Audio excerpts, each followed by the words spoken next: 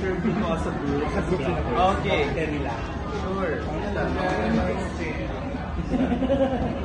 Go lang yan, go. Go. Congrats guys! Thank you guys. I love you since 1992. Pwede pa kwento kung paano nyo nakuha yung goal? Ako po so when I won the award in Japan, I called Boss Vic. Sabi ko, Boss, I won. Sabi niya, congratulations at dahil dyan, meron kong project. It's called I Love You Since 1892. So I did my research and I was so excited to work on this project. So, yeah. Ako hindi ko alam. Hindi ko talaga alam. Sinabi lang sa akin na may meeting. Nagulat na ako sa FB. Kasama ako, sabi ko. Wait! Totoo nga. Sabi ko na baka mali po kayo ng pinapresenta. Alam nila yun. So medyo gano'n. Ako na upon signing up after a couple of days, sabi nila mag-represent daw sila na mag-pitch sila for like a TV series. And right away, I fell in love with the character. Ano naman pakiramdam? Kasi napakalaking series dito, parang hindi ka kayo nagpe-pressure na gampanan yung mga characters. Pressure is good. Yes. Part ng process yung pressure eh. Expectations lang yung kailangan namin yung workout. And I think kailangan mo na mag-focus sa sarili namin to do the character. Kasi kahit paano kung i-aware na ako personally, kung i-aware ko masyado yung sarili ko din sa mga nangyayari and all, baka hindi na ako mag-focus sa work. Doon ako sa expectations. Same naman. Ganun din naman ako. Lagi namang may pressure.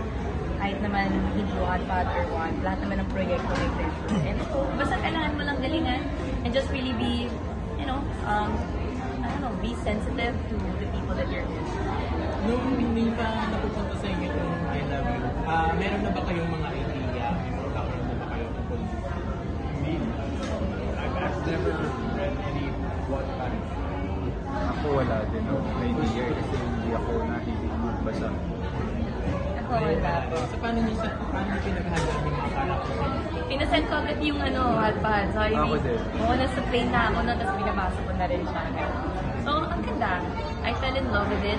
Umiyak ako. Tumawa ako, kinilig ako, nalungkot ako. So, it's a very good book. Script ba yung binasa niyo? Libro. Kasi wala pang script nung mga panahon. Yes. I think it's we're so privileged na meron kaming libro na reference namin kasi nandun lahat yun, lahat ng tanong mo, lahat ng explanation nandun lahat. So, yeah, we're lucky na meron kaming binabalik-balikan kung meron kaming mga questions about the characters. And I believe it's 27 shooting days Wow! More. Oh! Alam mo ha? Even 30. May insider ka ha? Alam mo, pero... Mapapakompute ako niyan. Yeah, pero kasi di ba halos kayo ba talaga first time niya rin nag-award si Direct Mac. Alejandre na noon din naman sa paggawa mga historical may pressure din ba sa inyo kasi award-winning and journalist? Ano rin naman talaga si Yes. Lagi may pressure naman yun working with someone new. And lalo na bati ka na sa industriya. And I think iset aside natin yung mga awards and mga nagawa. But the fact na tumagal sa industriya, alam mo yun, it means ang laki ng knowledge niya, experience, at syempre yung maitutulong niya sa'yo. Alam mo yun, as a co-actor, an actor din, yun. So ako, excited kasi the fact na talaga sabi niya ilang years na siya, sabi ko, wow, madami ako matututunan. Yeah, ako naman ang na-discover ko sa pressure. Pansin nyo, kapag may pressure, mas ginagawa niyo yung best. Kasi pag masyadong relax, like, parang anong dating ko, diba? So I really think pressure is good kasi it's gonna push you to really squeeze. Meron ka, minsan sa pressure na yun, may nadi-discover ka sa sarili mo na, oh, kaya ko pala to, okay, meron pala ako dito. So, yeah, we're so excited to work with the director. Kapag simula na ba kayo ng tape? Ako po, naka 2 days na kami nila Direct Mac. So, nung unang araw talagang nangangapa pa ako kung paano si Direct Mac. Pero, grabe, sobrang good vibes niya lang, sobrang galing niya. Alam niya kung anong gusto niya, perceive, and so, guided ka talaga very well. And the best part, si Direk is very passionate. So, sobrang I think it's quite rare to find a director like that na pag kinausap ka, alam mo yung energy, ramdam mo agad eh. Parang parte talaga siya ng cast. Mahal niya yung proyekto eh. Yeah, parang nag-brainstorm na agad kayo. Parang it's a collaborative work talaga. And that's why sobrang swerte namin na si Direk mag-handle ng project. Guys, ako, fun question lang. Meron kayong lumang tao na gusto mong kausapin? Sino ito? Lumang tao na kausapin. Ako, Gabriela Silang. Okay. Kayo. Lumang tao sa story or iba po? Kahit di sa... Lumang tao, like lumang tao. Serisa. Oo, sa akin sa Risa. O sila po lang. Me, to be honest, as an actor and artist, I would love to talk to Marlon Brando. Ah. Meron ka kasi sino Gabriela? Bakit why? Si ano ito? Siyempre, she fought for women's rights. So, bakit naman hindi? Ikaw. Hindi siya yung gusto kong mahal. Hindi, may hindi ka sino. Tatanungin sa akin yung gusto niya. Sa akin sa Cecil, siyempre, gusto ko lang din malaman kung paano lahat. Kung true ba? Ano mo yan? True ba? True True ba ba ang sa tismis? True ba sa likod ka? Sa likod gabi na rin. Nakataklog ka. Hindi. Pero siyempre, gusto kong itanong lahat ng mga kasaysayan na alam mo yun. Alam naman, ako kasi may pananaw ako na nababago lahat. As years pass, nababago lahat yan. Through chismis, nagbabago hanggang sa nag-iiba na. Kaya gusto ko rin siyempre siya nakakaalam, di ba? Kung touch me na talaga. Sorry, ako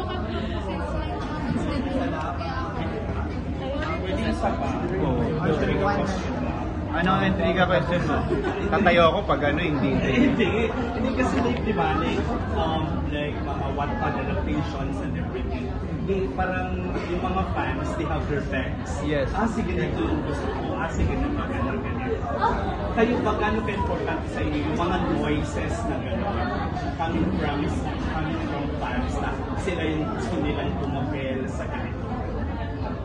Well, important siya in a way na syempre ako ginagrab ko yung opportunity na yun and yung reason na yun para ma-prove na hindi na lang sa tama o mali ang isang bagay. Gusto kong i-prove na hindi nagkamali ang Viva for being number one, to be the number one na platform na streaming platform na ano tawag dito? Adapt.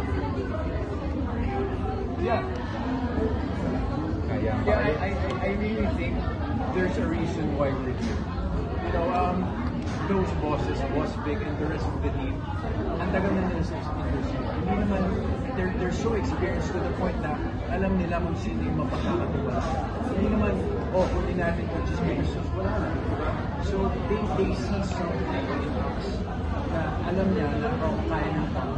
And for us, it's for us to deliver it. Be grateful dito sa opportunity nila. And speaking about noise, parang it's the greater you do something, the more noise na darating sa'yo. So I guess just don't listen to the noise and focus on the things that matter, which is this project. Kasi ay nangyayari kung makikinig ka, magbabasa ka. Parang that's their own point of view.